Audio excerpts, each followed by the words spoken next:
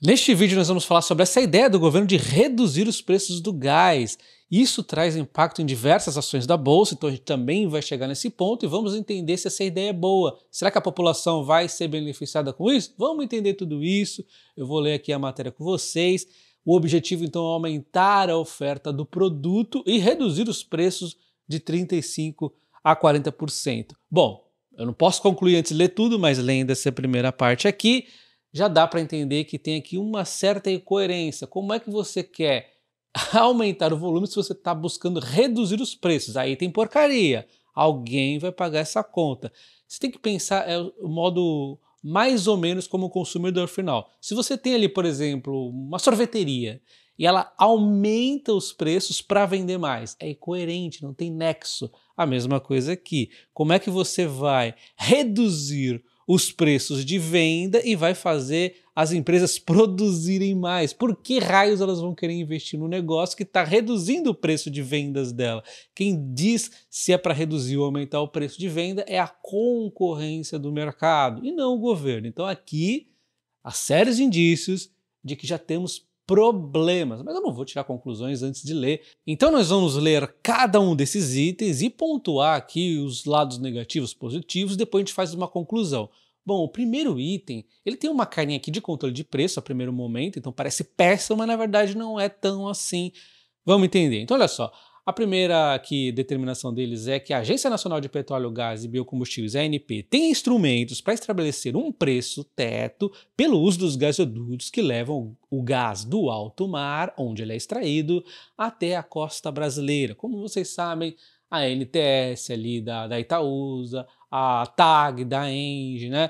Várias empresas aqui, elas transportam o gás. Então, a gente poderia dizer que é mais ou menos parecido com as transmissoras de energia, né? Mas não, porque ela é regulamentada de forma diferente, não é pré-estabelecido, os preços bonitinhos, né? Mas ao mesmo tempo também não é aquele preço livre mercado ali onde a concorrência vai ajustar os preços bonitinho, né? Porque normalmente o que eu falaria? É loucura controle de preço, é a coisa mais burra da face da terra, porque quem é que mantém os preços ali é a concorrência que determina os preços, né? Então, assim, de cara eu já descartaria isso aqui como a ideia mais burra do universo. Mas aqui não é essa concorrência, o que acontece é que a Petrobras determina esse preço. Vamos dar uma olhada então se tem margem para ganho e quais seriam as consequências. Bom, então aqui a reclamação dos grandes consumidores de gás é de que o produto ali que a Petrobras define o preço como parâmetro, o custo de oportunidade de venda do produto. Com isso, a petrolífera estabelece o preço, tendo como referência o gás natural liquefeito, que chega ao país de navio e tem um custo elevado. Então, vocês viram ali, inclusive, a Cosan atua nisso ali com a Compass, né, dentro da Cosan. Ela até inaugurou um terminal recente ali, né, um terminal bacana, e ela vai importar esse gás. Então, assim, esse gás aí que chega importado, a Petrobras acaba usando ele como parâmetro para o preço e acaba sendo mais caro. Então, lendo dessa forma, eu não cheguei lá nos detalhes, né, eles nos mostraram aqui os detalhes de como que é feita essa precificação, mas, caramba, por esse lado faz todo sentido que tem ali um pouquinho de margem para dar uma estreitada nesses preços. Mas eu também digo para vocês uma coisa, toda ação tem uma reação. Por quê? Isso não vai sair do nada, né? O que vai acontecer? Se você diminui ali os preços da distribuição de combustível de gás, o que vai acontecer? Vai diminuir os investimentos, provavelmente.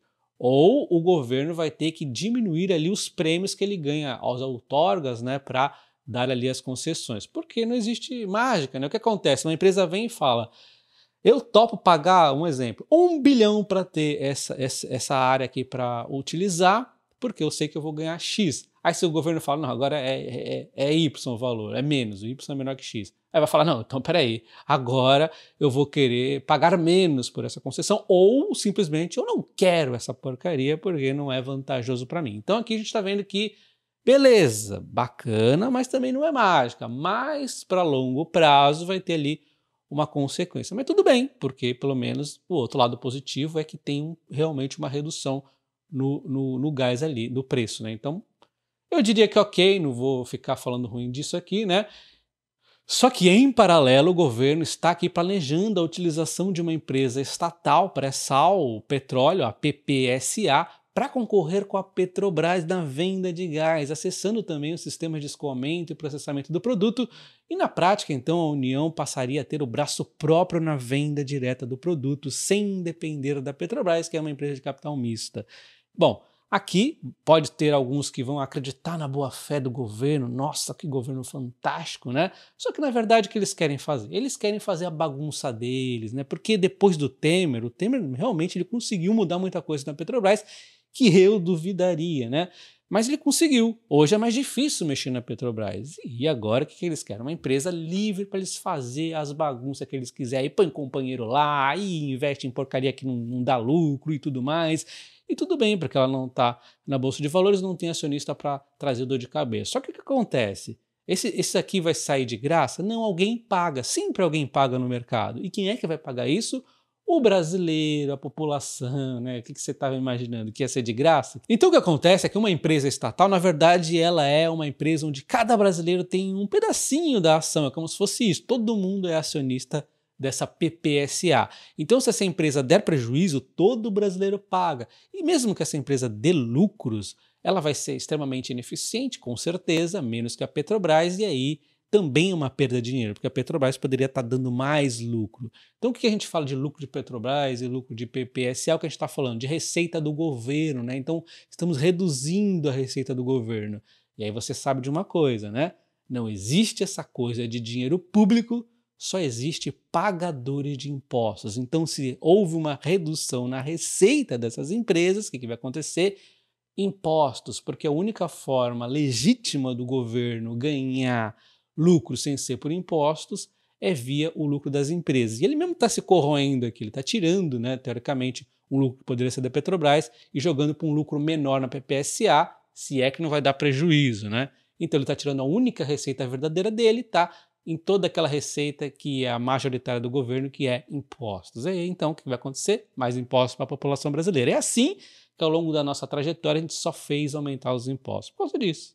Agora, o terceiro item que nós vamos ver não tem interpretação, não tem entendimento, não tem nada. É porcaria, é ruim, é burrice. O que eles querem fazer? Bom, então olha só. Estão criando medidas aqui para diminuir a reinjeção de gás natural nos poços de petróleo em alto mar. Essa prática é de interesses das petrolíferas, porque aumenta a pressão dos campos e facilita a extração de óleo, mas significa também a perda desse gás que não é recuperado. Com a limitação da reinjeção, o governo quer que esse gás chegue ao consumidor brasileiro em terra. Ou seja, o governo está se metendo no mercado, na dinâmica do mercado. Aí eu digo, isso aqui é mais sério do que aquele primeiro item que é um tipo de controle de preço, porque aqui ele está interferindo na dinâmica do mercado. Se a Petrobras, a Prio, a 3R, seja quem for, falou, caramba, é mais em conta eu usar esse gás para pegar petróleo do que eu vender esse gás, então é óbvio que é mais lucrativo isso, né? Então aqui você deve ter percebido que é o governo se metendo de forma burra no assunto das petrolíferas. As petrolíferas definiram que utilizar um pouquinho de gás aqui vai ser vantajoso para extrair mais petróleo. O governo está falando, opa, não, menos petróleo e mais gás. Mesmo que o gás seja menos lucrativo para você, mesmo que tenha menos lucro para você, eu quero mais gás. Então o governo aqui está fazendo duas coisas. Uma burra, que é diminuir o lucro de tudo, outra coisa burra é diminuir a oferta de petróleo e aumentar a oferta de gás. Está diminuindo a oferta do petróleo, mas ele não quer que o Brasil seja autossuficiente e tudo mais, né? Então isso aqui já causa um pouco de impacto nos preços dos combustíveis, porque hoje o combustível do Brasil não é 100% pareado internacionalmente. Se fosse 100% pareado era só importar mais, mas não é. Então já tem um pouquinho de impacto também nos preços dos combustíveis mais alto, uma oferta menor, um lucro menor para o Brasil, e aí de novo não existe essa coisa de dinheiro público, só existe pagadores de impostos, né, e tudo mais. Então é uma medida muito burra, muito estúpida, muito assim, caramba, meu. E agora nós vamos para a quarta e última medida antes de eu encerrar, né? A quarta medida é considerada essencial pelo governo, que é a criação de um comitê de monitoramento do setor de gás natural, que será desmembrado do comitê do setor elétrico para maior autonomia e atuação. Bom, se isso não gerar mais gastos públicos com mais pessoal e tudo mais, que provavelmente vai acontecer, seria positivo. Mas vai ter mais gasto, tudo mais, inflando o Estado de novo, né? fazer o quê, né? Pelo menos é alguma coisa útil, faz sentido esse desdobramento. O problema é quando você tem setores e várias coisas no Brasil inúteis, como um grande exemplo que eu gosto de citar é o Ministério da Igualdade Racial, que é uma grande de uma porcaria. Contrata uma racista para ser assessora lá da ministra, né? Isso aqui é a coisa mais bizarra que existe, né? Então, enfim, o Brasil tem bizarrice para todo lado, não vou ficar reclamando porque aumentou mais um pouco o gasto, mas é assim que acontece. Cada hora estão aumentando aí o gasto público e não existe aquela coisa de dinheiro público, só existe pagadores de impostos. Só que lendo aqui o resto da matéria, eu percebi que tem algumas coisas importantes para pontuar, como por exemplo, os consumidores têm uma visão positiva. É óbvio, né? Eles vão gastar menos. As empresas que consomem gás, elas vão gastar menos. Por exemplo, fertilizantes que não é vantajoso no Brasil, de repente, finalmente se torna viável, né? Vai ver que é isso que o governo está querendo fazer, uma forma de subsidiar os usos de fertilizantes, deve ser um dos objetivos, né? Lembrando que sempre o subsídio sempre acaba sendo negativo, né? Enfim, óbvio que os consumidores vão gostar, só que o problema é a quem vai pagar essa conta, porque nada é de graça. Aí foi aquilo tudo que eu comentei com vocês, né? O grande pagador dessa conta toda vai ser principalmente as petrolíferas. E lembra aquele terceiro item, que é o pior de todos, que era o governo querer limitar a injeção de gás pelas petrolíferas para elas extraírem mais petróleo, ou seja, o governo trocando petróleo por gás? Olha só, isso aqui já foi um alvo de disputa entre o Jean Paul Prats, o antigo CEO da Petrobras, com o Dilma de Minas Energia. Eu não sabia dessa, né? Óbvio que o Jean Paul Prats está certo. Aliás, tem uma premissa na sua mente. Tudo que o Dilma de Minas Energia falar sobre economia é burrice. Tudo que ele fala é o contrário. Tudo que ele fala é estupidez econômica, tá? E ele sabe, na verdade, não é possível que ele não saiba dessas coisas, só que ele gosta de o quê? De um palanque, de um populismo. Então ele foi lá na imprensa e falou que entre agradar Jean Paul Prats a cumprir o compromisso do governo com a sociedade brasileira de gerar emprego e combater a desigualdade, eu prefiro que ele feche a cara e que nós possamos lograr o êxito na política pública, né? É legal como ele fala bonito, né? Olha só, possamos lograr o êxito. Eu não tenho, nas minhas palavras do dia a dia, esse tipo de vocabulário, mas ele fala muito bonito, só que na verdade, na prática, é tudo um discurso burro ou, na verdade, populista, né? Porque ele deve saber muito bem que isso aqui não tem nexo, né? Como é que pode uma coisa dessa? Mas é isso que ele gosta de fazer, ele gosta de palanque, né? Inclusive o Jean Paul Prats disse nos dias seguintes ali que não adianta só berrar pelo jornal, enfim, ele reclamou ali do Prats, e não foi, aliás, o Prats reclamou do Dilma de Minas Energia, e não foi só uma vez, dele buscar esse palanque aí para fazer os seus discursos. Ele continua fazendo isso até hoje. Eu quase fiz um vídeo dele esses dias, ele novamente metendo pau nas elétricas, nas agências também. O cara, ele é todo errado, né? Ele se mete em tudo, ele se mete até com o próprio governo para pôr coisa na cabeça do Lula para, por exemplo, demitir o Jean Paul Prats da Petrobras, né? O ex-CEO da Petrobras. Então, este cara é o Dilma de Minas Energia. Tudo que ele faz é lixo. Bom, então vamos aqui partir para nossas conclusões. Primeiro ponto que eu gostaria de destacar é que o grande ganho do setor de gás foi o marco regulatório ali em 2021, ao fim de 2021, saiu ele. Isso aqui tende a trazer mais crescimento no gás. Eu acho que era só esperar que as coisas iriam acontecendo ali. A gente vê que a Cosan, por exemplo, tem investido bastante ali no gás. Então, existe uma dinâmica de buscar esse crescimento, né? Mas o governo, na sua pressa, tende a fazer essas medidas que, na minha visão, foram negativas na maioria. Bom, então item número 1, limite de preço teto dos gasodutos ali, nós vimos que tem pontos positivos e negativos, e aí quem é que pode ganhar, quem é que pode perder? Bom, a Compasa ali da Cosan pode acabar ganhando com aumento de volume nas vendas, pensando em margens iguais, né? Então a gente imagina que com preços menores tende a ganhar no volume ali. A TAG da ENGIE, a NTS, da Itaúsa e etc. podem perder por conta de preços limitados, preços menores, né? Mas no longo prazo, ou o governo perde, ou acontece desinvestimentos com menor crescimento. Porque ou o governo vai ficar então com esse prejuízo aqui de ter preços limitados, preço teto ali, ou as empresas vão investir menos, porque afinal elas estavam num apetite de crescimento. A gente viu que tem uma série de empresas como a própria Cosan investindo pra caramba ali, a TAG também, né? E aí vem o governo e joga essa mudança aqui, elas vão querer investir menos, porque elas querem lucro, né? Nenhuma empresa aqui é uma ONG, né? Então, isso aqui acaba fazendo no longo prazo um efeito contrário se o governo não assumir essa receita menor aqui, né? Então, tem que tomar muito cuidado, para não acontecer igual aconteceu ali com o governo Dilma na elétrica, que eles queriam diminuir o preço. Na verdade, o que acabou acontecendo com o preço de energia foi aumentar ao longo de vários anos 20% acima da inflação. Bom, enfim, esse limite aqui de preço pode ter pontos positivos ou negativos. Vamos para o item 2, tá?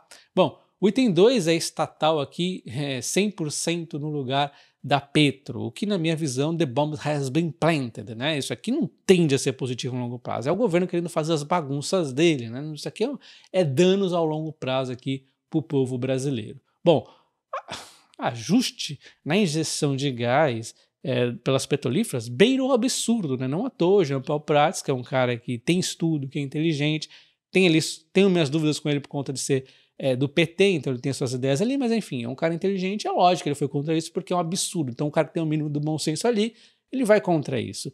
E é ruim para as petrolíferas, é o Brasil trocando aqui petróleo por gás e obrigando as petrolíferas a fazer isso, né? E é um menor lucro para o Brasil, várias empresas, menor lucro para todo mundo aqui, todo mundo perde, nem quem ganhar, nem quem perder, vai ganhar ou perder, vai todo mundo perder. Vai todo mundo perder nesse caso aqui, né?